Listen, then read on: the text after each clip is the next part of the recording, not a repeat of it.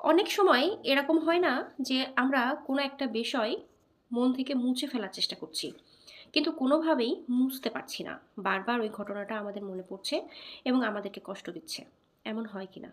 আজকে আমি আপনাদেরকে একটা টেকনিক শেখাবো, যেখানে আপনি চেষ্টা করলেই আপনার ওই যে বিষয়টা নিয়ে আপনার কষ্ট হচ্ছে বা যে বিষয়টা নিয়ে আপনি বারবার মনে করছেন এবং ওই বিষয়টা আপনি ভোলার চেষ্টা করছেন, সেই বিষয়টা আপনি কিছুটা হলেও ভুলতে পারবেন বা সেই বিষয়টা আপনাকে আর কষ্ট দিবে না। আসসালামু আলাইকুম, সবাই কেমন আছেন? সবাইকে স্বাগত জানাই আমার ভিডিওতে। এবং আমার ভিডিও যদি ভালো লেগে থাকে তাহলে অবশ্যই আমার চ্যানেলটা সাবস্ক্রাইব করবেন এবং টিকটকে আর ফেসবুকে আমার কে একটু ফলো করে সাপোর্ট করবেন।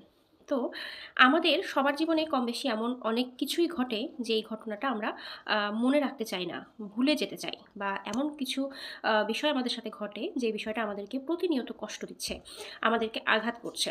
তো সেই বিষয়টা আমরা চাইলেও যেন ভুলতে পারি না। আর যত আমরা মনকে বুঝাই যে এটা ভুলে যাব, ভুলে যাব, ভুলে যাব, ততই বিষয়টা আমাদেরকে আমাদেরকে কষ্ট দেয় আরো বেশি।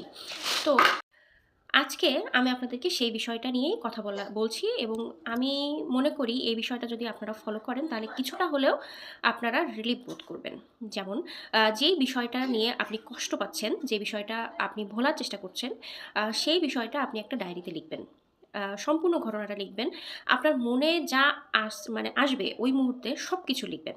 যদি কারোর উপর রাগ হয়ে থাকে তাহলে তাকে সামনে পেলে আপনি যতটা খারাপভাবে তাকে বকা দিতেন, যতটা খারাপ ভাষায় তাকে বলতেন, সব কিছু লিখবেন। আপনার মনের ভেতরে যা আছে সব কিছু আপনি ওই ডায়েরিতে বা যেকোনো একটা খাতার পৃষ্ঠায় আপনি লিখবেন।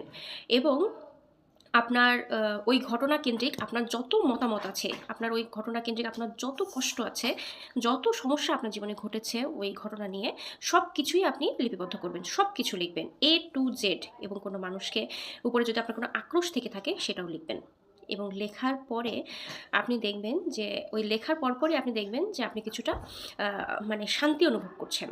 আপনি কিছুটা রিলিফ অনুভব করছেন, যে আপনার ভালো লাগছে যে আপনি এই বিষয়গুলো বলতে পেরেছেন বা লিখতে পেরেছেন।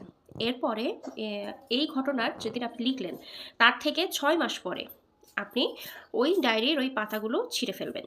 ছিঁড়ে কুটি, কুটি করে ফেলে বা পুড়িয়ে ফেলবেন। কিন্তু ওই লেখাগুলো আপনি পড়বেন না। আমি আপনাকে গ্যারান্টি দিচ্ছি, আপনি যদি এইভাবে কাজটা করতে পারেন তাহলে কোনো ঘটনার ঘটেছে আপনার সাথে বা কোনো ঘটনা আপনাকে খুব যন্ত্রণা দিচ্ছে, সেই ঘটনা থেকে আপনি খুব সহজেই নিজেকে বের করে আনতে পারবেন। আমি আপনাকে বলছি, আপনার যদি বিশ্বাস না হয় আপনি ট্রাই করে দেখেন। আপনার যদি বিশ্বাস না হয় আপনি বিষয়টা ট্রাই করেন। করে আপনি আমাকে এসে তারপরে বলবেন যে, "আপু, আপনার এই টিপসে কোনো কাজ হয়নি।" আমি এটা অনেকবার করেছি।